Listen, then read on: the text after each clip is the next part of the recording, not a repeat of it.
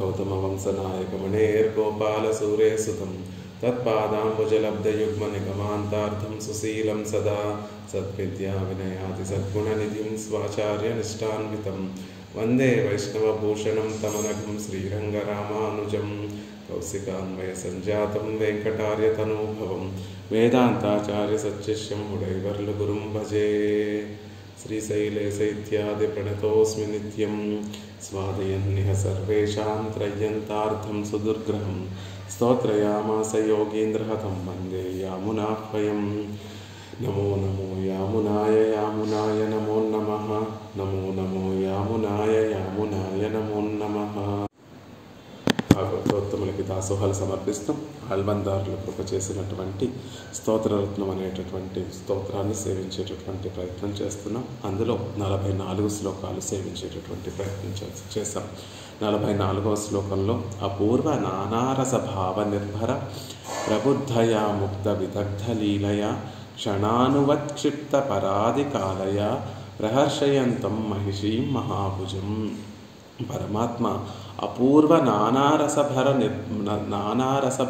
నిర్భర ప్రబుద్ధయా ముక్త విదగ్ధ లీలయ. నిత్యము కూడా పరమాత్మ అనేకమైనటువంటి లీలలను చేస్తూ ఉంటాడండి. ఆ లీలలన్నీ కూడా అపూర్వ, ఇంతకుముందు చూసినటువంటివి కాదు, ఎప్పుడు కూడా కొత్తగా, నిత్యము కొత్తగా ఉండేటటువంటి లీలలన్నిటినీ, ఆశ్చర్యకరమైనటువంటి లీలలన్నిటినీ కూడా పరమాత్మ చేస్తూ ఉంటాడు.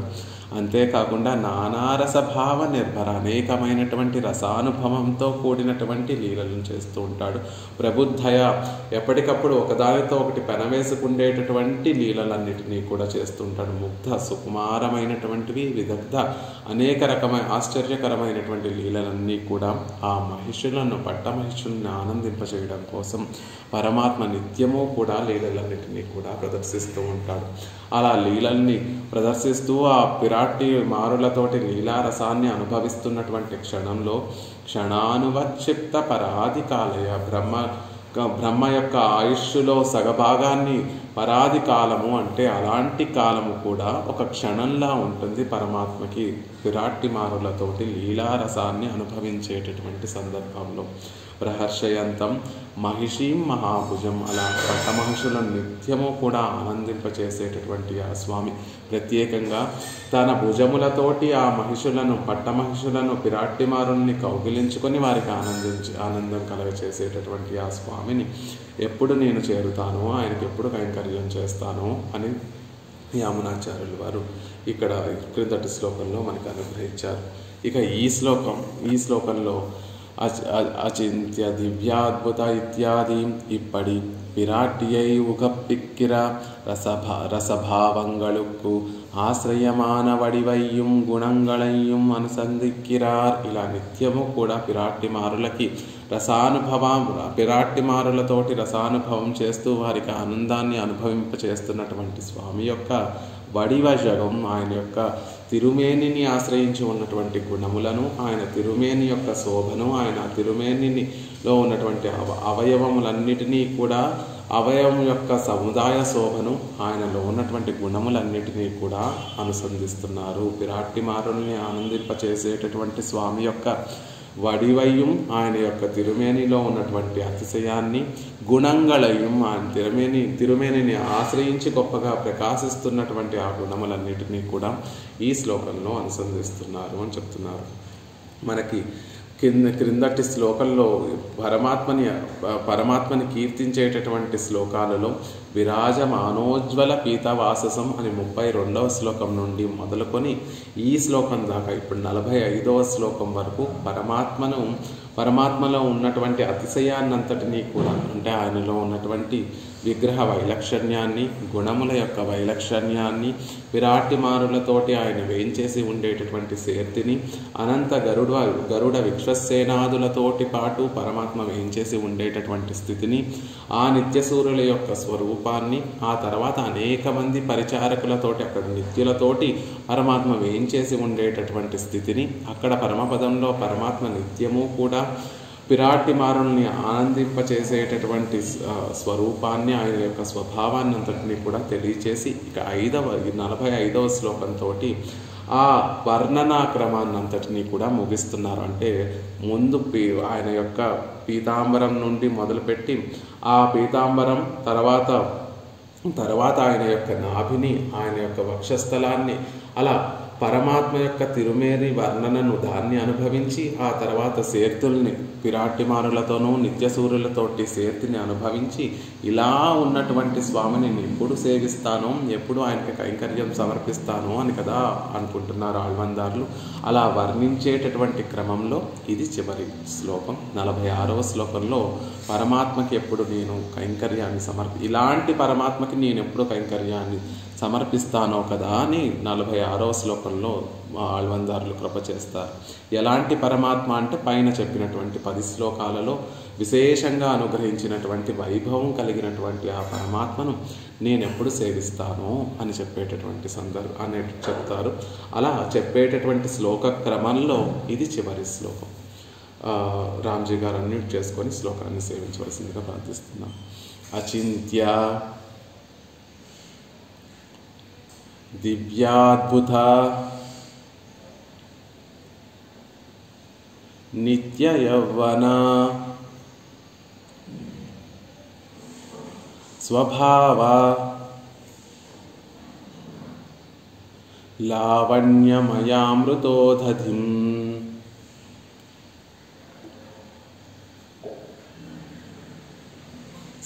శ్రియం భక్తజనైక జీవితం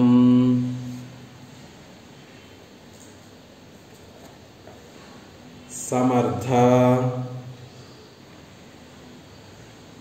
మాపత్సఖం అర్థికల్పకం సమర్థం ఆపత్సఖం అర్థికల్పకం. అది విడ తీసుకుంటే సమర్థం ఆపత్సకం అర్థికల్పకం. అచింత్య దివ్యాద్భుత నిత్య యవ్వన స్వభావలావణ్యమయామృతోదధిం శ్రియం భక్తజనైక జీవితం సమర్థమాపత్సకమర్థికల్పకం. పరమాత్మ యొక్క వైభవాన్ని చింతించడానికి వీలు లేనటువంటి గొప్ప వైభవం కలిగినటువంటి స్వామి, మన ఊహకి అందనటువంటి ఒక గొప్ప వైభవం కలిగినటువంటి గొప్ప నిత్య యవ్వన శోభతోటి పరమాత్మ ఎప్పుడూ వేయించేసి ఉంటారు. ఇంత గొప్ప విశేషంగా అని ఎవరు కూడా, మనమే కాదు, మహర్షులు, మన పూర్వాచార్యులు, ఆళ్వార్లు ఎవ్వరూ కూడా ఆయన వైభవం ఇంతటిది అని, ఆయన శోభ, అవయవ శోభ, కళ్యాణ గుణముల యొక్క వైభవం ఇంతటిది అని చెప్పడానికి వీలు లేనటువంటి చింతించడానికి వీలు లేనటువంటిది దివ్య ప్రాకృతమైనటువంటి అద్భుత ఆశ్చర్యకరమైనటువంటి నిత్య ఎల్లప్పుడూ ఉండేటటువంటి యవ్వనం. అలాంటి యవ్వనంతో పరమాత్మ విరాజిల్లుతూ ఉంటారు. ఆ యవ్వనం కూడా స్వభావ సిద్ధంగా వచ్చినటువంటిది. ఒక క్షణంలో వచ్చి ఏదో తొలగించిన తర్వాత వచ్చినటువంటిది, దోషాలు తొలగించిన తర్వాత, లేకపోతే ఒక సందర్భంలో ఉండి ఒక సందర్భంలో లేకుండానో ఆపాదించుకున్నటువంటిదో కాదు, స్వభావంగా ఉన్నటువంటి వైభవం ఆయనది. స్వభావ లావణ్యమయ అమృతోదధిం, లావణ్యమయ గొప్ప తేజస్సుతోటి విరాజిల్లేటటువంటి ఆ తిరుమేని యొక్క స్వభావ సిద్ధంగా గొప్ప తేజస్సుతో విరాజిల్లేటటువంటి స్వామి యొక్క దివ్య శోభను చెప్తున్నారు. ఎలాంటిది? అలా తేజస్సు యొక్క అమృత రాశి పరమాత్మ. తేజస్సు అంతా కూడా ఒక సముద్రంగా, ఆ తేజస్సు కూడా నిరుపయోగంగా ఉండేటటువంటి తేజస్సు కాదండి. అది చూసేటటువంటి వారికి భోగ్యంగా ఆనందాన్ని కలగచేసేటటువంటి గొప్ప తేజస్సు, గొప్ప శోభాది అని చెప్పడం కోసం అమృత ఉదధిం, అమృతం లాంటి అమృతంకి, ఆ తేజస్సు అనేటటువంటి అమృతానికి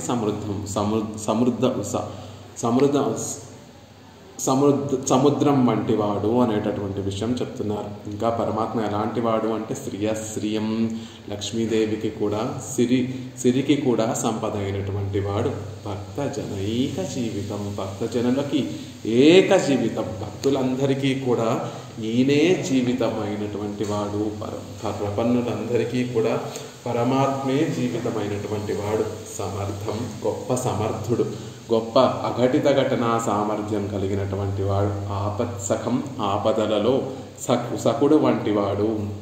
భక్తులందరికీ కూడా భాగవతోత్తములకి ప్రపన్నులకి ఆపదలు కలిగినటువంటి సందర్భాలలో వారి పక్కన స్నేహితుడుగా ఉండి వారి ఆపదలను తొలగించేటటువంటి వాడు, అర్థికల్పకం కోరినటువంటి కోరికలన్నిటినీ కూడా కటాక్షించేటటువంటి కల్పతరువు వంటి వాడు. అలాంటి స్వామిని భవంతమేవాను చరణ్నిరంతరం అనేటటువంటి 46వ శ్లోకంలో అన్వయించుకోవాలి. ఇలా విశేషణములు కలిగిన అటువంటి స్వామిని నేను నిరంతరము కూడా అనుసరిస్తాను అని 46వ శ్లోకంలో చెప్తున్నారు. అచింత్య దివ్య అద్భుత నిత్య యవ్వన స్వభావలావణ్యమయ అమృతోదధిం శ్రియశ్రియం భక్తజనైక జీవితం. అద్భుతమైనటువంటి మాట, భక్తజనైక జీవితం. భక్తులకి ఆయన తప్ప మరొక విషయం లేదండి. ఆయనే ఆ భక్తజనులందరికీ కూడా ప్రాణమైనటువంటి వాడు. సమర్థం, గొప్ప సామర్థ్యము కలిగినటువంటి వాడు. ఆపత్సఖం, ఆపదలలో సకుడి వంటి వాడు, స్నేహితుడు వంటి వాడు. అర్థికల్పకం, కోరినటువంటి కోరికలన్నీ తీర్చేటటువంటి గొప్ప పారిజాత వృక్షం వంటి వాడు అనేటటువంటి విషయం చెప్తున్నారు. అచింత్య చెప్పండి, తీయక్కర్లేదండి. ఆ సమర్థం, ఆపత్సఖం, అర్థికల్పకం విడదీసుకుంటే సమర్థం, ఆపత్సఖం, అర్థికల్పకం అని వస్తుంది. మకారాన్ని ప్లస్ ఆపత్సఖం, అర్థికల్పకం. అచింత్య విగ్రహగుణంగళినుడయ అవాన్మానస గోచరత్వత్తై చొల్లుగిరదు. విగ్రహ గుణంగళుడియ పరమాత్మ యొక్క తిరుమేని వైభవము, ఆయనలో ఉన్నటువంటి అనంత కళ్యాణ గుణముల యొక్క అవాన్మానస గోచరత్వత్తై చొల్లుగిరదు. మాక్కులకి మనసుకు అందనటువంటి స్థితిని తెలియచేస్తున్నారు అచింత్య అనేటటువంటి పదంతో. ఇప్పటి వరకు పరమాత్మ యొక్క తిరుమేని యొక్క సౌందర్యాన్ని దాన్ని అనుభవిస్తూ దానికి మంగళాశాసనం చేశారు యామునాచార్యుల వారు. అంతేకాకుండా పరమాత్మలో ఉన్నటువంటి గుణములన్నిటినీ కూడా తెలియజేస్తూ వాటికి కూడా మంగళాశాసనం చేశారు. కానీ నిజానికి అవన్నీ కూడా చింతించడానికి ఇంతవి అని చెప్పడానికి వీలు లేనటువంటి గొప్ప వైభవం కలిగినటువంటివి ఆ విగ్రహము కానీ, దివ్య తిరుమేని కానీ, ఆయనలో ఉన్నటువంటి గుణములు కానీ అవాన్మానస గోచరత్వై, మనసుకి వాక్కుకి కూడా అందనటువంటి గొప్ప వైభవం కలిగినటువంటిది. మహర్షులే కాదు, అనంత శాఖములుగా విస్తరించినటువంటి వేదము కూడా భగవంతుని యొక్క కళ్యాణ గుణములు ఏమీ కూడా సమగ్రంగా చెప్పలేవు. కేవలం ఆనందం అనేటటువంటి గుణాన్ని చూద్దాము, కడదాము, ఎంత ఉంటుంది దాన్ని పరిచ్ఛేదించి చెప్దాము అని బయలుదేరినటువంటి వేదము కూడా ప్రాప్య మనసా సహా చెప్పలేమా, మా ఆనందం ఎంతుందో మేము లెక్క కట్టలేము అని చెప్పి మనసు వాక్కులతోనే కాదు మనసుతో కూడా ఇంతటిది అని ఊహించలేనటువంటిది అని చెప్పి ఆ వేదములే వెనక్కి తిరిగి ఈనాటికి కూడా దాన్ని లెక్క కడుతూనే ఉన్నాయి అని యామునాచార్యుల వారే ఉపర్యబ్జ భువోపి పురుషాలు అనేటటువంటి శ్లోకంలో మనకు అనుగ్రహిస్తారు. అలా చింతించడానికి వీలు లేనటువంటి గొప్ప వైభవం కలిగినటువంటి విగ్రహ తిరుమేని సముదాయము, గుణముల అనంత కళ్యాణ గుణము సముదాయము కలిగినటువంటి వాడు. స్వరూపత్తయ్యం குணத்தையும் பரிச்சேதிக்கலும் வடிவில் భోగ్యத்தை పరిచ్ఛేదిక్క వన్నాదు ఎంగై. స్వరూపాన్ని గుణాన్ని పరిచ్ఛేదించిన, ఒకవేళ స్వరూపాన్ని పరమాత్మ యొక్క స్వరూపం ఇలాంటిది అని నిర్దుష్టంగా పరిచ్ఛేదించి చెప్పిన, ఆయనలో గుణములన్నీ ఇవి అని పరిచ్ఛేదించి చెప్పినప్పటికీ కూడా వడివిల్ భోగ్యத்தை పరిచ్ఛేదిక్క వన్నాదింగై, ఆయన తిరుమేని సౌందర్యంలో ఉన్నటువంటి ఆ భోగ్యతను ఇంతటిది అని ఎవ్వరూ చెప్పలేరు. కంటికి కనిపించేటటువంటి పరమాత్మ యొక్క తిరుమేని సౌందర్య అతిశయాన్ని అందులో ఉన్నటువంటి భోగ్యతను ఇంతటిది అని ఎవ్వరూ కూడా పరిచ్ఛేదించి చెప్పలేరండి. అంత భోగ్యత కలిగినటువంటి వాడు.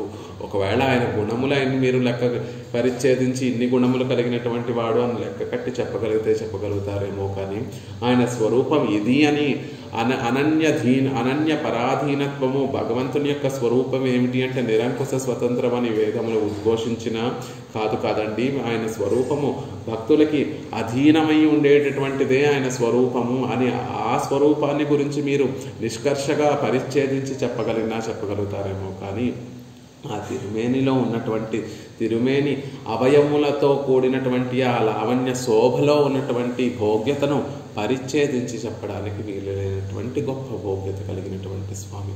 ఇచ్ఛాగృహీతాభిమతోరుదేహ, ఇచ్ఛాగృహీత అభిమత ఉరుదేహ, అభిమతోరుదేహ, తన సంకల్పంతో స్వీకరించి తన ఇచ్ఛతోటి స్వీకరించినటువంటి గొప్ప తిరుమేని, తనకి మిక్కిలి అభిమతమైనటువంటి ఇష్టమైనటువంటి తిరుమేని, గొప్ప దేహం కలిగినటువంటి స్వామి, తిరుమేని కలిగినటువంటి స్వామి. మనం కర్మవశంతో మనకి శరీరాలన్నీ కూడా కలుగుతుంటాయి. ఈ లోకంలోకి మనం పుట్టినప్పుడు మన పూర్వజన్మ కర్మానుగుణంగా మనకి మనుష్య జన్మో, తిర్యక్కు జన్మో, దేవత శరీరమో, తిర్యక్కు స్థావర శరీరాలు మనకి లభిస్తూ ఉంటాయి. కానీ పరమాత్మ ఈ లోకాలలోకి అవతరించినప్పుడు, పరమపదంలో ఉన్నప్పుడు, పరమపదం నుండి క్రిందకి దిగినప్పుడు, అవతరించినప్పుడు కూడా ఇచ్ఛాగృహీతాభిమతోరు దేహ, ఆయన సంకల్పానుసారంగా తన ఇచ్ఛానుసారంగా తాను ఆ అప్రాకృతమైనటువంటి తిరుమేనితోనే ఈ లోకంలోకి ఆయన అవతరిస్తాడు అని చెప్పినట్టుగా అందులో అభిమత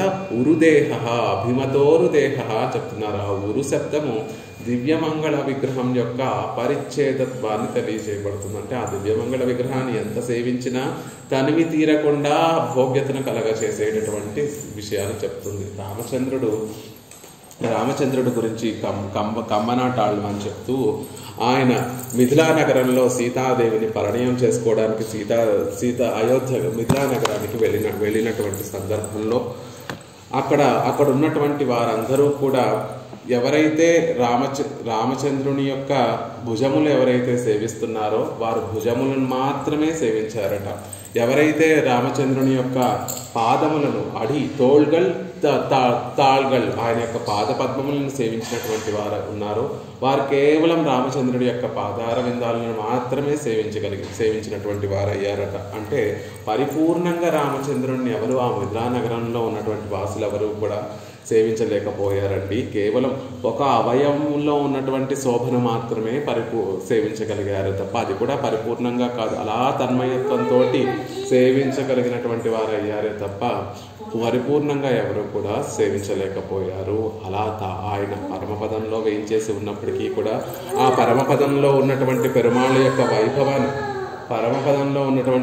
యొక్క వైభవాన్ని సేవించడానికి నిత్యసూరులు వారు ఒక్క శరీరాన్ని స్వీకరిస్తే సరిపోదు అని చెప్పి అక్కడ ఉన్నటువంటి నిత్యసూరులు ముక్త పురుషులందరూ కూడా అనేక తిరుమేనులను వారు కూడా పరిగ్రహించి పరమాత్మని సేవిస్తూ ఉంటారు.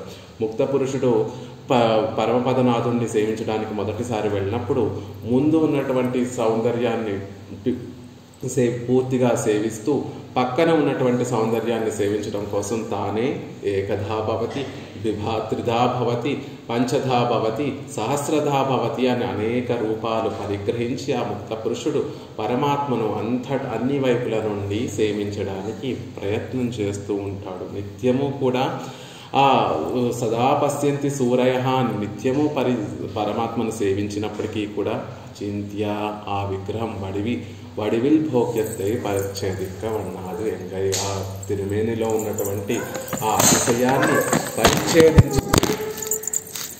పరిచ్ఛేదించి చెప్పడానికి అలవి కానటువంటి గొప్ప భోగ్యత కలిగినటువంటిది అనేటువంటి విషయాన్ని మనకు తెలుస్తున్నారు. దివ్య అదినుడయ అప్రాకృతత్వం సొల్లుగిరదు. దివ్య మనలాంటి శరీరం కాదండి పరమాత్మది, దివ్యమైనటువంటి తిరుమేని. నా భూత సంఘ సంస్థానో దేహోస్య పరమాత్మనః. మన ఈ శరీరము పాంచభౌతికమైనటువంటి శరీరం, అంటే పంచభూతములు కలిస్తే ఈ శరీరం ఏర్పడుతుంది. కానీ పరమాత్మ యొక్క తిరుమేని అలాంటిది కాదు, అప్రాకృతమైనటువంటి శరీరము. పంచభూతాల కలయికతో ఏర్పడి ఒక క్షణంలో యవ్వనంగా ఉండి మరొక క్షణంలో వృద్ధాప్యం కలిగి ఒక క్షణంలో నశించిపోయేటటువంటి శరీరం కాదు. ఎప్పుడూ కూడా గొప్ప తేజస్సుతో అప్రాకృతమైనటువంటి శరీరం తిరుమేని కలిగినటువంటి వాడు ఆ స్వామి. నభూత సంఘ సంస్థానో దేహోస్య పరమాత్మనః ఎంగిరపడియేం అప్రాకృతమాయిరుక్కై. అలాంటి అప్రాకృతమైనటువంటి తిరుమేని కలిగినటువంటి స్వామి అని దివ్య అనేటటువంటి పదాన్ని ప్రయోగిస్తున్నారు. అసలు పరమాత్మ తిరుమేనే కాదండి, ఆ పరమపదంలో ఉన్నటువంటి ప్రతి ఒక్కటి కూడా దివ్యమైనటువంటివే. ఆ పరమపదంలో ఉన్నటువంటి ఉద్యానవనాలన్నీ కూడా దివ్యమైనటువంటి ఉద్యానవనములే. అంటే మనం ఈ లీలా విభూతిలో చూసేటటువంటి ఉద్యానవనాల్లా పంచభూతాలతో కలయిక వల్ల ఏర్పడినటువంటివి కాదు. అక్కడ అప్రాకృతమైనటువంటి ఉద్యానవనాలు, అక్కడ ఉన్నటువంటి పుష్పములు దివ్యమైనటువంటి పుష్పములు, అక్కడ ఉన్నటువంటి క్రీడా భూములు దివ్యమైనటువంటి క్రీడా భూములు, అక్కడ ఉన్నటువంటి ఆభరణములు పరమాత్మ యొక్క ఆభరణములు దివ్యమైనటువంటి ఆభరణములు, అక్కడ ఉన్నటువంటి ఆయుధములు దివ్యమైనటువంటి ఆయుధములు. అలా పరమపదంలో ఉన్నటువంటి ప్రతిదీ కూడా దివ్యమైనటువంటిదే. అంటే పంచభూతముల యొక్క కలయికతో ఏర్పడినటువంటివి కావు, అప్రాకృతమైనటువంటివి అనేటటువంటి విషయాన్ని తెలియజేస్తూ, అలా వైకుంఠంలో ఉన్నటువంటి ప్రతి వస్తువు ప్రతి విషయము కూడా అప్రాకృతమైనటువంటిది అయితే పరమాత్మ యొక్క తిరుమేని గురించి మళ్ళీ ప్రత్యేకంగా చెప్పవలసినటువంటి అవసరం లేదు కదా. ఆయన యొక్క తిరుమేని దివ్యమైనటువంటి తిరుమేని, అద్భుత గృహీతాంసం ఆశ్చర్యమాయిరుక్కై, దర్శించి అనుభవించేటటువంటి ఆ విషయం ఏదైతే ఉందో, అంశం ఏదైతే ఉందో, ఆశ్చర్యాన్ని కలిగించేటటువంటి అంశం, గొప్ప ఆశ్చర్యాన్ని కలిగించేటటువంటి అంశమండి. చూసేవారికి ఎంతో ఆశ్చర్యంగా ఉండేటటువంటి విషయము పరమాత్మ యొక్క తిరుమేని అంటున్నారు. ఎలాంటి తిరుమేనిట, ఆయన ఎక్కడ అవతరించినా కూడా అంతే అద్భుతంగా పరమాత్మ ఆయన సౌందర్యాన్నంతటినీ కూడా చూపిస్తూ ఉంటాడు. కృష్ణావతారంగా పరమాత్మ పరమపదం నుండి శ్రీకృష్ణుడిగా ఈ లోకంలోకి అవతరించినటువంటి సందర్భంలో తమద్భుతం బాలకం అని వ్యాస మహర్షి ఆ కృష్ణుడిని చూస్తూ మనకి శ్రీ సూక్తిని అనుగ్రహిస్తారు. ఆ పరమపదంలో ఉండేటటువంటి అద్భుతం బాలకం, ఆ పరమపదనాథుడే ఇక్కడికి కృష్ణుడిగా అద్భుతంగా ఆశ్చర్యకరంగా ఆయనే ఇక్కడ కృష్ణుడిగా అవతరించాడు అని మళ్ళీ ప్రత్యేకంగా చెప్పక్కర్లేకుండా శంఖ చక్రములతోటి, గదతోటి, ఒక చేతుల్లో తామర పుష్పంతో, చతుర్భుజములతోటి, వక్షస్థలంలో శ్రీవత్సం అనేటటువంటి లాంఛనంతో, కౌస్తుభంతో, పట్టు పీతాంబరంతో ఆ కృష్ణ పరమాత్మగా పరమపదనాథుడు అవతరించాడు అని చెప్పేటటువంటి సందర్భంలో తమద్భుతం బాలకం, అద్భుతమైనటువంటి ఆశ్చర్యకరంగా ఉండేటటువంటి తిరుమేని సౌందర్యంతో పరమాత్మ అవతరించాడు అని చెప్తారు. ముజుసి వండాడియ తంతుజాయ్ మొయ్ మలర్ కண்ணి అనేటటువంటి తిరుమంగై ఆళ్వార్లు అనుగ్రహించినటువంటి ఈ పాసురంలో చెప్పబడినట్టుగా పరమాత్మ యొక్క తిరుమేని యొక్క సౌందర్యం అద్భుతంగా ఉంటుంది అంటున్నారు. ముజుసి వండాడియ తంతుజాయ్ మొయ్ మలర్ కണ്ണിയും മേനിയും സാന്തു ഇഴിസിയ കോലം ഇരുന്തവാറും എങ്കനും സൊല്ലുകേൻ ഓവിനല്ലാർ എഴുതിയ താമരൈ അന്ന കണ്ണും എഴിന്തേൽ ആഘമും തോളും വായും అజగియతాం ఇవరార్ కోల్ ఎన్న అట్టపురయ కరత్తేన్ ఎన్రారే. అష్టభుజ స్వామి తిరు కాంచీపురంలో ఉన్నటువంటి అష్టభుజ పెరుమాళ గురించి తిరుమంగై మంగళాశాసనం చేస్తూ ముజుషి వండాడియ తంతుజాయ్, పెరుమాళ్ళు ధరించినటువంటి ఆ తిరుత్తుజాయి మాల ఎలా ఉంది అంటే తుమ్మెదలన్నీ కూడా గుంపులు గుంపులుగా ముసురుతున్నాయట తిరుత్తుజాయమాల మీదకి. ఎందుకంటే ఆ తిరుత్తుజాయమాల నుండి చక్కగా తేనెలు స్రవిస్తూ ఉంటే తిరుత్తుజాయిని అనేక పుష్పములతో కూడినటువంటి ఒక మాలను పరమాత్మ ధరించి ఉంటే ఆ మాలలో ఉన్నటువంటి ఆ పువ్వుల నుండి వచ్చేటటువంటి తేనెను తాగడానికి ముజిసి వండాడియ తుమ్మెదలన్నీ కూడా ముసురుతూ ఆ తిరుత్తుజాయి మాల నుండి స్రవించేటటువంటి తేనెలు తాగడానికి ముసురుతుంటే అలాంటి చల్లని తిరుత్తుజాయి మాలను దట్టమైనటువంటి మొయ్మలర్ దట్టమైనటువంటి పుష్పమాలికను కన్నీయం మొయ్మలర్ కన్నీయం తిరుత్తుజాయి మలర్ పుష్పములు కలిసినటువంటి మాలకలను ధరించినటువంటి స్వామి. మేనియం శాందు, తిరుమేని అంతా కూడా గంధము చక్కగా ఇజిసియా పూసుకున్నటువంటి స్వామి. కోలం ఇరుందవారు అందంగా ఉన్నటువంటి విధానం. పరమాత్మ యొక్క తిరుమేనిని సేవిస్తుంటే ఒక పక్కన గంధమంతా కూడా దిద్దినటువంటి తిరుమేని, చక్కగా పుష్పములతోనూ తిరుతుషాయతోనూ చక్కటి మాలను ధరించినటువంటి స్వామి. ఎంగనం సొల్లగేన్ ఎలా చెప్పగలను ఆ పరమాత్మ యొక్క వైభవాన్ని, ఏమని చెప్పగలను? ఓవినల్లార్ యజుదియ తామరై అన్న కన్నం. బాగా చిత్రలేఖనం చేసేటటువంటి వారు ఒక అందమైనటువంటి తామర పుష్పముల వంటి కన్నులు గీస్తే ఎలా ఉంటాయో అలాంటి తామరై కన్నం, అందమైనటువంటి తామర పువ్వుల వంటి నేత్రములు కలిగినటువంటి స్వామి. ఎయిందెజిల్ మిక్కిలి ఏజిల్ సౌందర్యం కలిగినటువంటి ఆగమం తోళం వాయుం, వక్షస్థలము భుజము తోళం భుజములు వాయుం అధరము కలిగినటువంటి అజగీయతాం ఇవరార్ కోలెన్న. అలాంటి అందమైనటువంటి స్వామి ఎక్కడున్నాడు అంటే అష్టభుజ అట్టపుగరత్తేన్ ఎన్రారే, అష్టభుజ పెరుమాళ్లే కదా అలాంటి అందమైనటువంటి స్వామి. చక్కగా శరీరం అంతా కూడా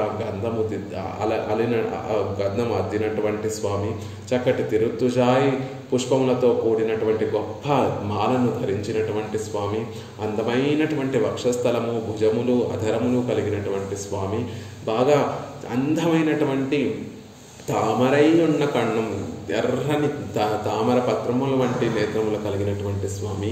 ఎంగనం సొల్లుగేన్ ఎలా చెప్పగలను ఆ స్వామి యొక్క అతిశయం ఇంతటిది అని ఎలా చెప్పగలను? చెప్పడానికి వీలు లేనటువంటి గొప్ప అతిశయం కలిగినటువంటి ఆ స్వామి ఎక్కడ వేయించేసి ఉన్నాడు అంటే అదిగో అష్టభుజ పెరుమాళ్లే కదా. అష్టభుజ తిరు కాంచీపురంలో అష్టభుజ స్వామిగా వేయించేసి ఉన్నాడు కదా అని చెప్పినట్టుగా అద్భుత ఎంగనం సొల్లగేన్ ఎలా చెప్పగలను ఆ స్వామి యొక్క ఆ సౌందర్యాన్ని అని చెప్తే అచింత్య దివ్య అద్భుత, అలాంటి అద్భుతమైనటువంటి సౌందర్యం కలిగినటువంటి స్వామి. మనసుతో భావించడానికి వీలు లేనటువంటి గొప్ప సౌందర్యం కలిగినటువంటి స్వామి. మనసుతో ఎంచడానికి ఊహించడానికి ఇలా ఉంటాడు పరమాత్మ, ఇంత సౌందర్యంతో ఉంటాడు అంటే దానికి మించినటువంటి గొప్ప సౌందర్యం కలిగినటువంటి స్వామి. మన మాటలతోనూ మన మనసుతోనూ ఎంగనం సొల్లగేన్ ఎలా చెప్పగలను? ఆయనని అనుభవించడం తప్ప అది మళ్ళీ వర్ణించి చెప్పడానికి నాకు మాటలు రావడం లేదు. మాటలకు అందనటువంటి గొప్ప అనుభవాన్ని పంచగలిగినటువంటి స్వామి అనేటటువంటి విషయాన్ని అద్భుత అనేటటువంటి మాటతో చెప్తున్నారు. నిత్య అకాల కాలత్వత్తై చొల్లుగిరదు. కాలం నిత్యము ఉండేటటువంటి యవ్వన శోభ, నిత్యము ఉండేటటువంటి తిరుమేని శోభ. ఒక కాలంలో ఉండి ఒక కాలం పోయి గడిచిన తర్వాత ఆ అతిశయము ఆ శోభ కూడా పోతుందా కాలంతో పాటు అంటే కాదు. అకాల కాల్యత్వత్తై చొల్లుగిరదు. కాలం వల్ల కలిగేటటువంటి పరిణామములు ఏవి కూడా పరమాత్మ మీద పనిచేయవు. అలా నిత్యము అద్భుతంగా యవ్వనంగా చింతించడానికి వీలు లేకుండా దివ్యమైనటువంటి యవ్వన శోభతో ఉండేటటువంటి స్వామి. యౌవన స్వభావ యువా కుమార పడియేయా ఇరుక్కై. వేదం చెప్పినట్టుగా యువా కుమార కౌమార్య దశను దాటి యవ్వనంలో ప్రవేశించేటటువంటి వాడుగా పరమాత్మ ఎప్పుడూ కూడా అలాగే వేయించేసి ఉంటాడు. పరమపదంలో పరమాత్మ ఎలా ఉంటాడు అంటే ఒక యువరాజులాగా ఎప్పుడు కౌమార దశ దాటి యవ్వనంలో ప్రవేశిస్తున్నటువంటి స్వామిగానే ఉంటాడు. అలాంటి యవ్వన శోభ కలిగినటువంటి స్వామి. తరుణౌ రూప సంపన్నౌ సుకుమారౌ మహాబలౌ పుండరీక విశాలాక్షౌ చీర కృష్ణాజినాంబరౌ అని చెప్పినట్టుగా అని శూర్పణక చెప్పినట్టుగా స్వాభావికమాన యవ్వనత్తైయుడైతాయిరుక్కై తరుణౌ గొప్ప యవ్వనాన్ని కలిగినటువంటి వారు.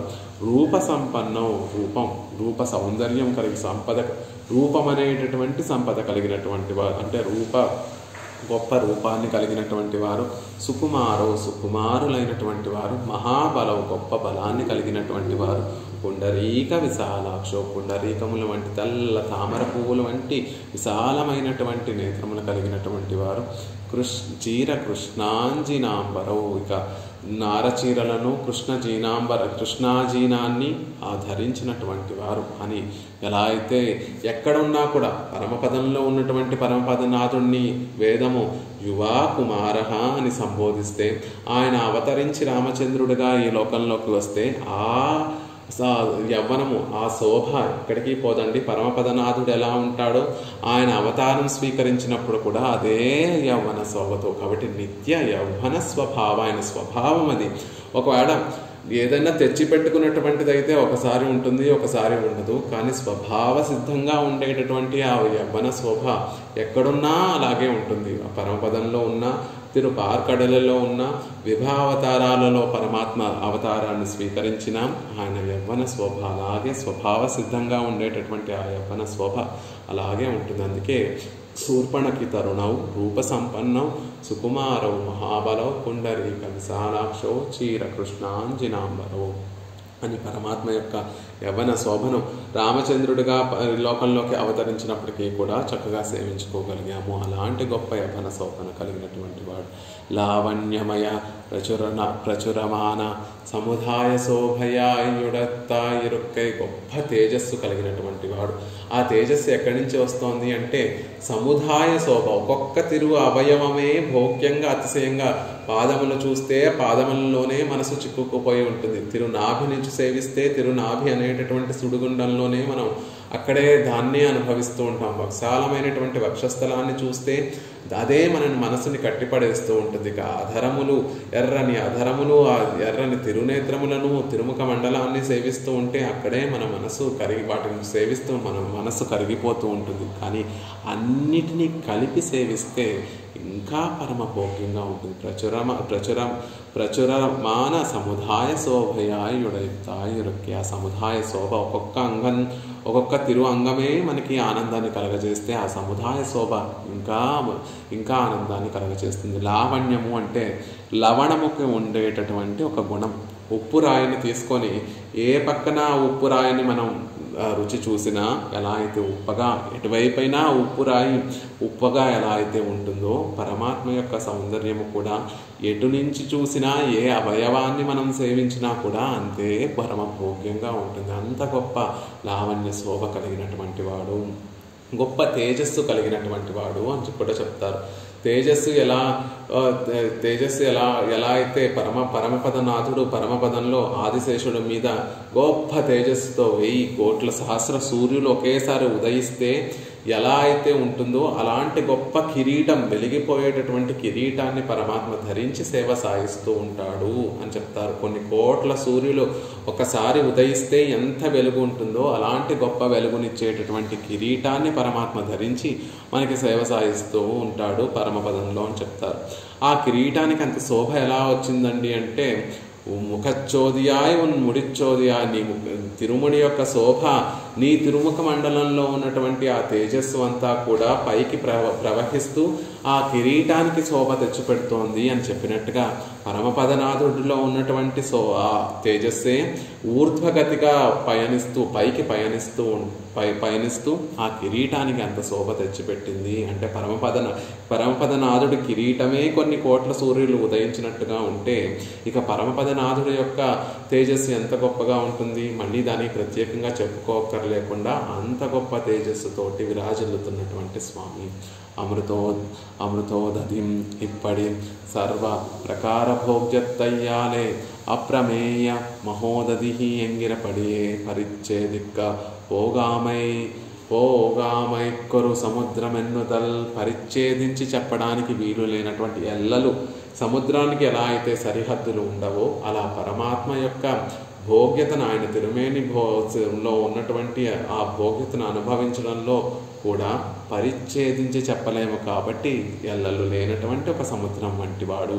మామూలు సముద్రం అయితే అది ఉప్పగా దేనికి పనికి రాకుండా ఉంటుందండి. కానీ పరమాత్మ యొక్క తిరుమేని సౌందర్యం అనేటటువంటి ఈ సముద్రము సేవించేటటువంటి వారికి అమృతప్రాయంగా ఉంటుంది, అంత పరమ భోగ్యంగా ఉంటుంది. కాబట్టి అమృతోదధిం అని చెప్తున్నారు. ఇప్పటి సర్వ ప్రకార భోగ్యత్తాలే అన్ని విధములుగా ఆయన తిరుమేని సౌందర్యంతో, గుణాల సౌందర్యంతో సర్వప్రకారంగా భోగ్యతను అనుగ్రహించడం వల్ల అప్రమేయో మహాదధి, గొప్ప మహాసముద్రం వంటి వాడు పరమాత్మ అని సముద్రంతో పోలుస్తున్నారు. ఎందుకంటే ఆ సముద్రానికి లోతు ఎంత ఉంటుందో తెలియదు, హద్దులు ఎక్కడా కనపడవు. కాబట్టి ఒకసారి పరమాత్మ యొక్క తిరుమేని సౌందర్యాన్ని అనుభవించాలి అని మనం కనుక దిగితే అందులో మునిగిపోవటమే తప్ప, ఇంత లోతు ఉంటుంది అని చెప్పలేము, అందులో మునిగిపోవటమే తప్ప పోనీ ఈదుదాం, ఒక గట్టును చేరుదాం, అనుభవించి అనుభవించి అనుభవించి ఒక గట్టుకు చేరుకుందామంటే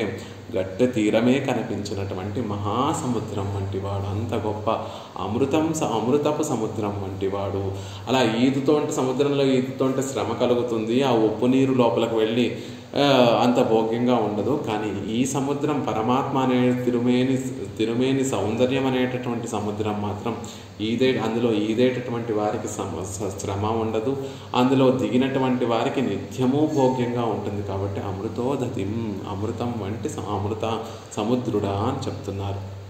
పరమాత్మను గురించి చెప్తూ ఆ పరమాత్మ సముద్రుడికి శరణాగతి చేసినటువంటి సందర్భంలో సముద్రం రాఘవో రాజ శరణం గంతుమర్హతి అని చెప్పినటువంటి సందర్భంలో సముద్రుణ్ణి శరణాగతి చేస్తూ పరమాత్మ కూడా ప్రాయోపవేశం అంటే ఏమీ పుచ్చుకోకుండా దర్భలన్నిటినీ పరుచుకొని ఆ దర్భ మీద పరమాత్మ శయనించి ఉన్నటువంటి సందర్భంలో దర్భశయనుడిగా రామచంద్రుడు అక్కడ సేవ సాయిస్తున్నటువంటి సందర్భంలో అది చూసినటువంటి వారందరూ కూడా అనుకున్నారట, ఏమిటి ఆహా ఆశ్చర్యము, మాకు ఇక్కడ 2 సముద్రాలు కనిపిస్తున్నాయండి. ఒకటేమో ప్రాకృతమైనటువంటి సముద్రం, అటువైపు నీటితోటి నిండినటువంటి సముద్రం, రత్నములతోటి రత్నగర్భ అయినటువంటి సముద్రం ఒక పక్కన కనిపిస్తోంది. నీలి రంగులో ఉన్నటువంటి సముద్రం ఒకవైపు, ప్రాకృతం ఈ లీలాభిభూతిలో ఉన్నటువంటి సముద్రం ఒకవైపు కనిపిస్తోంది. అలా ఇక్కడేమో అమృతోదధి, రామచంద్రుడు అమృతమయమైనటువంటి రామచంద్రుడు అనేటటువంటి ఒక సముద్రం కనిపిస్తోంది. ఇక్కడ కూడా ఆయనని పరిచ్ఛేదించి చెప్పడానికి వీలు లేనటువంటి అచింత్య అద్భుతమైనటువంటి సముద్రం రామచంద్రుడు. ఇక్కడ సముద్రుడిలో ఎలా అయితే రత్నములు దాగి ఉంటాయో ఈ సముద్రంలో కళ్యాణ గుణములు అనేటటువంటి రత్నములన్నీ కూడా దాగి ఉంటాయి. అలా మాకు 2 సముద్రాలు కనిపిస్తున్నాయి. ఒకటేమో ప్రాకృతమైనటువంటి సముద్రము, ఒకటేమో అవాన్మానస గోచరమైనటువంటి అద్భుతమైనటువంటి పెరుమాళ్ అని చెప్పబడేటటువంటి రామచంద్రుడు అనేటటువంటి సౌందర్యం అనేటటువంటి సముద్రం. ఆయన పడుకుంటే రామచంద్రుడు మామూలుగా నిల్చొని కూర్చొని ఉంటేనే ఆయన సౌందర్యం అధికంగా ఉంటుంది. అంతకన్నా గొప్పగా పడుకొని ప్రతి అవయవాన్ని సేవించుకోవడానికి వీలుగా ఆయన శయనించి ఉన్నటువంటి సందర్భంలో మరొక సముద్రం, ఎదురుగుండా ఉండేటటువంటి సముద్రానికి పోటీగా మరొక సముద్రం పడుకొని ఉందండి అని పెరియపాచ్యాన్ని వెళ్ళి అనుగ్రహించినట్టుగా అమృతోదధిం, అమృతం సముద్రం, అమృతానికి సముద్రం వంటివా, అమృత సముద్రం వంటివాడు అని అనుగ్రహిస్తున్నారు. శ్రీయం తిరువుక్కుం తిరువాగియ సెల్వా, తిరువుక్కుం తిరువాగియ సెల్వా, లక్ష్మీదేవికే లక్ష్మి అయినటువంటి వాడు, ఆవిడకే లక్ష్మీదేవికే సంపద అయినటువంటి వాడు, లక్ష్మీదేవి చేత కోరుకోబడినటువంటి వాడు. తిరువుక్కుం తిరువాగియ సెల్వా, దైవత్తుక్కు அரசே செய்ய கண்ணா உருவத்சுடராஜி வல்லானே உலகுண்டு ஒருவா తిరుమార్భా. తిరువుక్కుం తిరువాగి సల్వా, లక్ష్మీదేవికి కూడా సంపద అయినటువంటి ఓ స్వామి, దైవత్తుక్కు నిత్యసూరులకు అరసే సెయ్యకన్నా, నిత్యసూరులకు నిర్వాహకుడివై ప్రభు అయినటువంటి ఓ స్వామి, సెయ్యకన్నా ఎర్రని కన్నులు కలిగినటువంటి వాడ. కేవలం నిత్యసూరుల మీదే నీకు ప్రేమ కాదు, నీ ఎర్రని కన్నులు చూస్తూ ఉంటే మా మీద ఎంత అభిమానం ఉందో, ఈ సంసారుల పట్ల కూడా గొప్ప ప్రేమాభిమానాలు కురిపించేటటువంటి ఆ ప్రేమాభిమానాలు అనేటటువంటి ఆ ఆప్యాయత ఆదరణ అన్నీ కూడా నీ కన్నులలో కనిపిస్తున్నాయి. కాబట్టి సెయ్యకన్నా ఎర్రని కన్నులు కలిగినటువంటి స్వామి, సెంజుడరాజి వల్లాన్, ఎర్రని కాంతి కలిగినటువంటి చక్రాన్ని చేతిలో ధరించినటువంటి ఓ స్వామి, ఉలగుండ ఈ లోకములన్నిటినీ కూడా మింగినటువంటి ఒరువా, అద్వితీయుడైనటువంటి వాడ, తిరుమార్భ లక్ష్మీ విశిష్టుడైనటువంటి ఓ స్వామి, నిన్నే నేను సేవిస్తాను. అంజి నిన్నడైందేన్ అజందూర్ మేన్ దిశై నిన్ర అమ్మానే, అజందూర్కి పశ్చిమ దిశలో వేయించేసి ఉన్నటువంటి స్వామి, నిన్ను నేను ఆశ్రయిస్తున్నాను అని తిరుమంగై ఆళ్వార్లు కూడా చెప్పినట్టుగా లక్ష్మీ సంబంధం కలిగినటువంటి దేవుడే పరాత్పరుడు. లక్ష్మీ విశిష్టుని కానటువంటి ఇతర దేవతలందరూ కూడా తుచ్చమైనటువంటి వారు అని ఆళ్వార్లు చెప్తున్నారు. దేవుడు పరాత్పరుడు ఎవరు అంటే లక్ష్మీదేవి సంబంధం కలిగినటువంటి దేవరు అంటే ఆయనే మనం అందరం కూడా ఆశ్రయించడానికి తగినటువంటి వాడు. లక్ష్మీదేవి చేత ఆశ్రయింపబడినటువంటి స్వామి ఎవరైతే ఉన్నారో ఆయననే మనం ఆశ్రయించాలే తప్ప లక్ష్మీ విశిష్టులు కానటువంటి ఇతర దేవతలందరినీ కూడా మనం ఆశ్రయించకూడదు. వారందరూ కూడా మనలాంటి సంసారులే అని ఆళ్వార్లు అనుగ్రహించినట్టుగా శ్రీయం లక్ష్మీదేవికి కూడా సంపదైనటువంటి వాడు, ఆవిడ కూడా ఆశ్రయించేటటువంటి వాడు. భక్తజనైక జీవితం. ఇక భాగవతోత్తములకి ప్రపన్నులకి ఆయనే జీవితం వంటివాడు. ఎల్లాం కണ്ണన్ అని ఉన్నం సోరు పరుగు నీరు తిన్నం వెత్తలయం ఎల్లాం కണ്ണన్. భక్తులకి భాగవతోత్తములకి పరమాత్మ ఎలాంటి వాడు అంటే సోరు భుజించేటటువంటి అన్నము, తాగే పరుగు నీరు తాగేటటువంటి నీరు, తిన్నం వెత్తలయం వేసుకుని తినేటటువంటి తాంబూలము అన్నీ కూడా కృష్ణ పరమాత్మే. మనం ధరించి ఉండాలి అంటే ఆహారం లేకపోయినా మనం ఉండగలం, నీరు లేకపోతే మాత్రం మనం ధరించి ఉండలేం. అలా ప్రాణానికి ఆధారమైనటువంటి నీరు కృష్ణ పరమాత్మే. దాని పోషకం, ఈ శరీరాన్ని పోషించుకోవాలి అంటే అన్నం భోజనం కావాలి కాబట్టి ఆ సోరు అన్నం కృష్ణ పరమాత్మే. అది అంతకన్నా కొంచెం గొప్ప స్థితిలో ఉన్నాము అంటే భోగ్యములన్నీ కూడా అనుభవిస్తూ ఉంటాం. అంటే చక్కగా నీరు అన్నము సమృద్ధిగా ఉన్నటువంటి వాడు అంతకన్నా గొప్పవంతుడైతే అతను తాంబూలం కూడా వేసుకుంటూ ఉంటాడు, అంటే భోగ్య వస్తువులు కూడా అనుభవిస్తూ ఉంటాడు. అలా భోగ్యమైనటువంటి తాంబూలం కూడా మాకు కన్ననే. ధారక పోషక భోగ్యములు ఎటువంటి ధనము లేనటువంటి వాడికి కేవలం ఈ శరీరాన్ని ప్రాణాన్ని నిలబెట్టుకోవడానికి నీరొక్కటే ధారకంగా ఉంటుంది. ఆ ధారకమైనటువంటి నీరు కృష్ణుడే. అంతకన్నా కొంచెం గొప్పవాడు ఉంటే అతనికి తినడానికి శరీరాన్ని పోషించుకునేటటువంటి భోజనము ఉంటుంది, అన్నము ఉంటుంది. ఆ భోజనము మాకు కృష్ణుడే. అంతకన్నా గొప్పవాడైతే వేసుకోవడానికి అనుభవించడానికి భోగ్యమైనటువంటి పదార్థములన్నీ ఉంటాయి. ఆ భోగ్యమైనటువంటి తాంబూలము అంటే ధారక పోషక భోగ్యములన్నీ కూడా మాకు కണ്ണన్ కృష్ణ పరమాత్మే అనేటట్టుగా అన్నీ కూడా అలాంటి భాగవతోత్తములకి జీవితం ఏక జీవితం. మరొకరు వైపు చూడరండి, ఆ శ్రీమన్నారాయణుడే వారికి జీవితము, వారికి ప్రాణము. భక్తజన ఏక జీవితం, వారికి ఏకైక జీవితం ఎవరు అంటే ఆ పరమాత్మ. ఆశ్రితర్కు ధారకాదిగಳೆல்லாம் తానయ్యా ఇరుక్కుమవనే. ధారక పోషక భోగ్యములన్నీ కూడా తానై ఉండేటటువంటి వాడు. వారికి భగవంతుడు లేకపోతే పెరియాళ్ళ వారి యొక్క శ్రీ సూక్తి, లోకంలో అందరూ ఉపవాసం ఉన్నాం, భోజనం స్వీకరించకపోతే ఉపవాసం ఉన్నాం అంటారు. కానీ నాకు అది కాదు ఉపవాసంకి నిర్వచనము. ఏనాడైతే నేను శ్రీమన్నారాయణుడి యొక్క తిరునామాన్ని అనుసంధించనో ఆనాడు నేను ఉపవసించినటువంటి రోజు అని పెరియాళ్ళ వారు చెప్తారు. అంటే ఏ రోజు మనం నారాయణ అనేటటువంటి నామోచ్చారణ చేయమో ఆ రోజు నిజంగా మనం ఉపవసించినటువంటి రోజు. ఏ రోజైతే మనం ఆ పరమాత్మ యొక్క తిరునామాన్ని అనుసంధానం చేస్తామో ఆ రోజు నిజంగా మనం షడ్రసోపేతమైనటువంటి సాపాటు చేసినటువంటి రోజు అవుతుంది అని చెప్తున్నారు. అలా భక్తులందరికీ కూడా ఏక జీవితం, ధారక పోషక భోగ్యములుగా ఉండేటటువంటి స్వామి. భక్త జనంగళయే తనకు ధారకమాముడయవన్ ఎన్నో మా. ఇంకొక విధంగా దాన్ని చెప్పుకోవాలి అంటే భక్త జనైక జీవితం.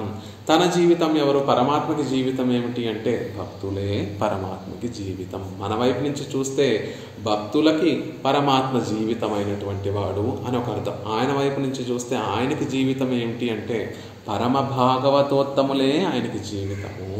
ఆయన వారు లేకపోతే, పరమ భాగవతోత్తములు లేకపోతే పరమాత్మ ఉండలేనటువంటి వాడు. మమ ప్రాణాహి పాండవ ఎన్నక్కడ వదిరే. నాకు ప్రాణభూతములైనటువంటి వారు పాండవులు. పంచపాండవులు 5గురు. ఆ 5 ప్రాణములు కూడా పంచపాండవులే అని కృష్ణ పరమాత్మ దుర్యోధనుడితో చెప్పినటువంటి సందర్భం. అలా మమ ప్రాణాహి పాండవ, నా పంచప్రాణములు కూడా ఆ 5గురు పాండవులే. ఆ పాండవులే నా పంచప్రాణములు అని కృష్ణ పరమాత్మ చెప్పినట్టుగా రామాయణంలో మనం చూస్తే చిన్నప్పుడు దశరథ మహారాజుకి 4 పుత్రులు అవతరించారు. రామ, భరత, లక్ష్మణ, శత్రుఘ్నులు 4 కూడా పుట్టారు. పుట్టిన తర్వాత వారందరినీ కూడా చక్కగా ఉయ్యాలలో వేశారు దశరథుడు. ఎలా అయితే పుట్టారో అదే క్రమంలో వేశాడు. రాముణ్ణి ఒక ఉయ్యాల్లో, భరతుడిని ఒక ఉయ్యాల్లో, లక్ష్మణ శత్రుఘ్నులు ఇద్దరూ కూడా కవల పిల్లలు కాబట్టి వారిద్దరిని ఒక ఉయ్యాలలో వేశారు. వెంటనే లక్ష్మణస్వామి ఏడుపు మొదలుపెట్టాడు. ఎంతసేపు ఏడుస్తూ చిన్నపిల్లలు అంటేనే మామూలుగా ఏడుస్తూ ఉంటారు. మిగిలిన ముగ్గురు పిల్లలు కూడా ఆనందంగా ఉంటే ఈ ఏడవకుండా మామూలుగా ఉంటే లక్ష్మణస్వామి మాత్రం ఏడుపు. అప్పుడు వెంటనే పాపం కంగారు పడిపోయినటువంటి దశరథుడు అందరిని వైద్యుల్ని పిలిచి ఒంట్లో ఏమన్నా బాగాలేదా ఏమో అని చూపించడానికి వైద్యుల్ని పిలిచారు. వైద్యులు వచ్చి లక్ష్మణుని అంతా కూడా పరిశీలించారు. ఏమీ తేడాగా లేదండి, అంతా బాగానే ఉంది అని చెప్పి వెళ్ళిపోయారు వైద్యులు. ఆ తర్వాత పడుకున్నటువంటి ఆ పక్క హంసతూలిక పాన్పు బావలేదేమో అని దాన్ని కూడా మార్పించారు. అయినా కూడా లక్ష్మణస్వామి ఏడుపు మానడమే లేదు. ఇంకా చేసే గత ఏమీ లేక దశరథుడు తన ఆచార్యుడైనటువంటి వశిష్ఠుడిని పిలిపించాడు. వశిష్ఠుడు వచ్చిన తర్వాత ఆ నలుగురు పిల్లలని కూడా చూసిన తర్వాత ఆయనకు అర్థమైంది అప్పుడు ఎందుకు లక్ష్మణస్వామి ఏడుస్తున్నాడు. అప్పుడు అక్కడ ఉన్నటువంటి వారికి ఒక సలహా ఇస్తాడు. లక్ష్మణుడిని అక్కడి నుంచి తీసి రామచంద్రుడు పక్కన పడుకోబెట్టండి అంటే శత్రుఘ్నుడు అప్పటి వరకు శత్రుఘ్నుడి పక్కన పడుకున్నటువంటి లక్ష్మణస్వామిని తీసి రామచంద్రుడి పక్కన పడుకోబెట్టారు. ఎప్పుడైతే లక్ష్మణస్వామి రామచంద్రుడు పక్కన పడుకొని రామచంద్రుడి యొక్క స్పర్శ లక్ష్మణస్వామికి కలిగిందో వెంటనే ఏడుపు ఆపేశాడట లక్ష్మణస్వామి. భక్త జనైక జీవితం, భక్తులకి పరమాత్మతోటి సంశ్లేషించి ఉండడమే జీవితం. పరమ భాగవతోత్తముడైనటువంటి అనంతాళ్వానికి పరమాత్మను విడిచి ఒక్క క్షణం కూడా ఉండనటువంటి వాడు అనంతాళ్వాన్ ఆదిశేషుడు. ఆ పరమపదంలో ఎప్పుడూ ఆ పరమపదనాథుడిని అంటుపెట్టుకొని నివాస శయ్యాసన పాదుకాంసుక అని మనం చెప్పుకుని పాదుకాంసుక ఉపధాన వర్షాతప వారణాదివి మనం చెప్పుకున్నట్టుగా ఎప్పుడూ పరమాత్మను అంటిపెట్టుకుని ఉండేటటువంటి ఆ లక్ష్మణస్వామికి ఇక్కడ వారిద్దరినీ దూరంగా విడివిడిగా పెట్టేసరికి పాపం భరించలేకపోయాడు లక్ష్మణస్వామి. అందుకే ఏడుస్తూ ఉండి ఎప్పుడైతే రామచంద్రుడు పక్కన చేర్చారో లక్ష్మణస్వామి వెంటనే లక్ష్మణుడు ఏడుపు ఆపేశాడట. ఆనందంతో కేరింతలు కొట్టాడట. అలా భక్త జనైక జీవితం, భక్తులకి జీవితం వంటి వాడు అని చెప్తారు. చివరికి రామాయణం అంతా అయిపోతోంది. లక్ష్మణస్వామికి దుర్వాస మహర్షి యొక్క శాపం వల్ల ఊరి నుండి బయటకు వెళ్ళిపోమంటాడు రామచంద్రుడు. తన రాజ్యం నుండి వెళ్ళిపోమంటాడు. దేశ బహిష్కరణ అనేటటువంటి శిక్షణ విధిస్తాడు రామచంద్రుడు లక్ష్మణస్వామికి. అప్పుడు లక్ష్మణస్వామి అయోధ్యను విడిచిపెట్టి దూరంగా వెళ్ళిపోతాడు. అంటే అవతారం చాలించవలసినటువంటి సందర్భంలో ముందు లక్ష్మణస్వామి తన అవతారాన్ని చాలించి పరమపదం చేరి మళ్ళీ ఆదిశేషుడిగా మారిపోతాడు. లక్ష్మణుడు ఎప్పుడైతే అవతారం చాలించేశాడో రామచంద్రుడు లక్ష్మణుడు లేనటువంటి ఈ లోకంలో నేను ఇంకా ఉండలేను అని చెప్పి వెంటనే రామచంద్రుడు కూడా తన రామావతారాన్నంతటిని వెంటనే చాలించేశాడండి. తాను కూడా రామచంద్రుని యొక్క అవతారాన్ని చాలించి పరమపదం వెళ్ళి పరమపదనాథుడిగా తాను కూడా ఉండిపోయాడు. కాబట్టి లక్ష్మణుడిని విశ్లేషించి ఉండలేనటువంటి రామచంద్రుడు లక్ష్మణుడు అవతారం చాలించినటువంటి వెంటనే తాను కూడా తన అవతారాన్ని చాలించేశాడు. భక్త జనంగళై తనకు ధారకమాయ్ ఉడయవన్యన్నో మాం భక్త జనైక జీవితం. భక్తులు లేనటువంటి భక్తుల విశ్లేషాన్ని తట్టుకోలేక భక్తులతోనే తన జీవితాన్ని మమ ప్రాణాహి పాండవా అని చెప్పినట్టుగా లక్ష్మణస్వామి అవతారణ చాలించగానే రామచంద్రుడు కూడా అవతారణ చాలించేశాడు. భక్త జనైక జీవితం అని చెప్తారు. సమర్థం అలాంటి స్వామి విష్ణు చిత్తులు అంటే ఎప్పుడూ కూడా విష్ణువుని తన చిత్తమునందు ఉంచుకున్నటువంటి వారు కాబట్టి విష్ణు చిత్తులు అని పెరియాళ్ళవార్లకి తిరునామం. అంటే ఎప్పుడు కూడా పెరియాళ్ళవార్ల మనసులో పరమాత్మ తన పరమపదంలో తన ఆదిశేషునితో సహా లక్ష్మీ పిరాట్టిమానులతో సహా వేయించేసి తన హృదయంలో ఎప్పుడూ కూడా ఉంటారు. కాబట్టి ఎప్పుడూ ఆ లక్ష్మీ విశిష్టుడైనటువంటి ఆదిశేషుడితోటి లక్ష్మీ విశిష్టుడైనటువంటి స్వామిని నిత్యము కూడా పెరియాళ్ళవార్లు స్మరిస్తూ ఉంటారు. ఆయననే మనసులో ధరించి ఉన్నారు కాబట్టి ఆయనకు విష్ణు చిత్తువులు అని పేరు. అలాగే తన చిత్తములో విష్ణువు యొక్క చిత్తములో ఎప్పుడూ కూడా పెరియాళ్ళవార్లు ఉంటారు కాబట్టి ఆయనకి విష్ణు చిత్తులు, విష్ణువు యొక్క చిత్తములో ఎప్పుడూ ఉండేటటువంటి వారు కాబట్టి విష్ణు చిత్తులు అని వారికి తిరునామం. భక్త జనైక జీవితం, భక్తులను విడిచి పరమాత్మ ఉండలేడు, పరమాత్మను విడిచి భక్తులు ఉండలేరు. అలా ప్రపన్నులందరికీ కూడా ఏక జీవితమైనటువంటి వారు, ఆయన తప్ప మరొకటి లేదు మాకు. ఆయన కటాక్షించినా కట నిరాసకస్యాపి తావదుస్సహే మహేశహాతుం తవ పాద పంకజం. ఆయన కటాక్షించినా కటాక్షించకపోయినా నీ పాదార విందాలే పట్టుకొని ఉంటాను అని చెప్పేటటువంటి మహనీయులందరికీ కూడా జీవితమైనటువంటి ఏకజీవ, ఆయన తప్ప మరొక గతి లేనటువంటి వారు, ఆయనే జీవితమైనటువంటి వారు. సమర్థం ஆளவுடையரான நித்திய சூரிகள் అనుభవిక్కమత్తన్నై నిత్య సంసారిகள் అనుభవిక్కుம்பడి అద్భుతంగా అనుగ్రహిస్తున్నారు. నిత్య సూరులు ఏదైతే నిత్య కైంకర్యం చేస్తూ పరమాత్మని ఆనందింపచేస్తూ పరమాత్మ ఆనందిస్తూ ఉంటే ఆ ఆనందాన్ని చూసి నిత్య సూరులు ఏదైతే ఆ ఆనందాన్ని అనుభవిస్తూ ఉంటారో ఆ అనుభవాన్ని నిత్య సంసారులమైనటువంటి మన చేత అనుభవింపచేసేటటువంటి సమర్థుడు. పరమాత్మ యొక్క అఘటిత ఘటన సామర్థ్యాన్ని గురించి చెప్తూ 7 ఏళ్ల వయసులో స్వామి చిటికెన వేలి మీద గోవర్ధనగిరి ఎత్తాడండి. కాళీయుడు విషము కక్కేటటువంటి పామైనటువంటి కాళీయుడు మీద నాట్యం చేశాడని, దావాగ్నిని అంతటినీ కూడా ఆయన మింగేశాడని ఏవేవో ఉదాహరణలు చెప్తూ వాటితో పాటు నిత్య సంసారులుగా పడి ఉండేటటువంటి మనని నిత్య సూర్యులతో సమానమైనటువంటి వారిగా చేసి వారి అనుభవిస్తున్నటువంటి ఆనందాన్ని మన చేత అనుభవింపచేసేటటువంటి సామర్థ్యము కలిగినట్టు అది ఘటన సామర్థ్యం. అంటే ఎక్కడ సంసారులము, సంసారం గంధమే అంటున్నటువంటి నిత్య సూర్యులు ఎక్కడ వారితో సమానంగా మనని చేస్తున్నాడు. అది ఘటించినటువంటిదే పని, అసలు అది సాధ్యం కానిది. నిత్య సూర్యులకు ఉన్నటువంటి వైభవంతో పోలిస్తే మనం ఎక్కడో కింద ఎక్కడో అధపాతాళంలో ఉండవలసినటువంటి వారం. వారితో ఏమాత్రము కూడా కంపేర్ చేయడానికి వీలు లేనటువంటి వారం. అలాంటి మనని తీసుకుని వెళ్ళి వారితో సమానంగా చేసి వారు అనుభవిస్తున్నటువంటి ఆనందాన్ని అనుభవింపచేస్తున్నాడే అది కదా ఘటన సామర్థ్యం అంటే, అది కదా సామర్థ్యం అంటే. అలా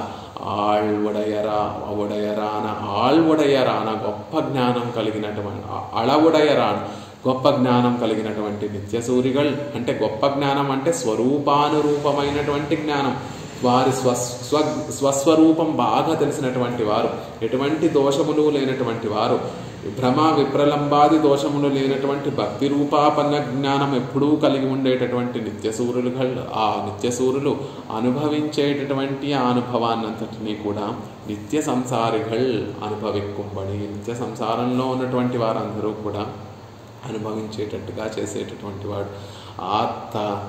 ఆత్త నల్లవగై కాట్టు అమ్మాన్, ఆత్త నల్లవగై కాట్టు అమ్మాన్, మంచి దారిని చూపించేటటువంటి స్వామి అని తిరువాయిముషిలో పెరుమాళ్ళు మంగళాశాసనం చేస్తారు. సహించేటట్టుగా చక్కని మార్గాన్ని చూపేటటువంటి స్వామి, చక్కని మార్గాన్ని చూపించేటటువంటి స్వామి అంటే నిత్యసూరులు అనుభవించేటటువంటి నిత్యానుభవం మనం ఎలా పొందాలి, నిత్య సంసారులుగా మనం ఉండేటటువంటి మనం ఆ అనుభవాన్ని ఎలా పొందాలి అంటే ఆ దారిని ఆ పరమాత్మ చూపిస్తాడట. మన దగ్గరికి ఆయన దగ్గరికి మనల్ని పిలుచుకొని ఆయన పట్ల ఆదరాన్ని మన మనసులో పెంపొందించి మన మనసులో పెరిగినటువంటి ఆ ఆదరానికి ప్రేమగా మార్చి మన ద్వారా ఆయన చరణారవిందాల దగ్గర పడి ఉండేటట్టుగా ఆయనే కటాక్షించి మనని పరమభక్తులుగా చేసి పరభక్తి పరజ్ఞాన పరమభక్తులు మనకి కటాక్షించి ఆ పరమాత్మ ఆ తర్వాత ఆయనను విడిచి ఉండలేనటువంటి స్థితిని కూడా ఆయనే కలగచేసి ఆ తర్వాత పరమపదానికి తీసుకొని ఆయనే తీసుకువెళ్తాడు. అలా నల్లవగై కాట్టు అమ్మ, మంచి దారిని చూపించేటటువంటి స్వామి. ఎలాంటి దారి అది అంటే నిత్య సంసారులుగా ఉన్నటువంటి మనము నిత్యసూరులతో సమానమయ్యేటటువంటి ఒక దారిని చూపించేటటువంటి స్వామి. స్వాత్మిక అనుభవిక్కుం సమర్థత్తయ్యుడయ ఉన్నై సాత్మిక మెల్లిమెల్లిగా అది కూడా ఒక్కసారే తన కన్నులు తెరిచి మా కటాక్షాన్నంతటినీ కూడా మన మీద ప్రసరింపచేస్తే ఆ కటాక్షాన్ని తట్టుకోలేక ఉండలేనటువంటి మనం అందుకే మెల్లిమెల్లిగా తన కన్నులను మెల్లిమెల్లిగా తెరుస్తూ ఆ కటాక్షం అంతా కూడా మెల్లిగా మన మీద పడి అంటే ఒక్కొక్క దశను ఎక్కిస్తూ చివరికి నిత్యసూరులతో సమానంగా మనం చేసేటటువంటి వాడు. ముందు ఆయన పట్ల అద్వేషం లేకుండా ఉంటే ఆయన పట్ల ఆభిముఖ్యాన్ని తననే కలిగింపచేసి తన పట్ల ఆదరాన్ని కలిగింపచేసి పరభక్తిని కటాక్షించి పరజ్ఞానాన్ని కటాక్షించి పరమభక్తిని కటాక్షించి చివరికి నిత్యసూరులతో సమానంగా మెల్లిమెల్లిగా తనను తాను చేసేటటువంటి సమర్థత కలిగినటువంటి స్వామి. ఆపత్సకం కాణవారాయ్ ఎండ్రెండ్రు కాణుం వాయుం తవిరెందు ఉగప్పార్కు ఊతவும் స్వభావనానవనై కాణవారాయ్ ఎండ్రెండ్రు కాణుం వాయుం తవిరెందు. కాణవారాయ్ ఒక్కసారి కనిపించు స్వామి అని కన్నులు నోరు ఆర్తి చెందేటట్టుగా ఆ విశ్లేషణంతటినీ కూడా ఆర్తినంతటినీ కూడా అనుభవించేటటువంటి వారిని సంతోషపెట్టేటటువంటి ఊతము వంటి వాడు. ఆళ్వార్లందరూ కూడా ఒకసారి కనిపించవయ్యా అని వారి తమలో ఉన్నటువంటి ఆర్తంతా కూడా పరమాత్మకి తెలియచేసేటట్టుగా కళ్ళ నుండి నీళ్లు కార్చుకుంటూ మనసు శిథిలమైపోతూ కాళ్ళు వణికిపోతూ చేతులు మన ఏ అవయవము పనిచేయక మనసు కరిగిపోతున్నటువంటి సందర్భంలో ఆ భావన ఆర్తంతా కూడా కన్నుల నుండి కన్నీటి రూపంలో ధారలుగా ప్రవహిస్తూ నోటి నుండి మాట కూడా రానటువంటి స్థితిలో పరమాత్మని పిలుస్తూ ఉంటే వారి ఆర్తినంతటినీ కూడా తీర్చి వారికి ఆనందాన్ని కలిగచేసేటటువంటి సఖుడు. ఆపత్సఖుడు అంటే ఆపదలను తొలగించేటటువంటి స్నేహితుడు.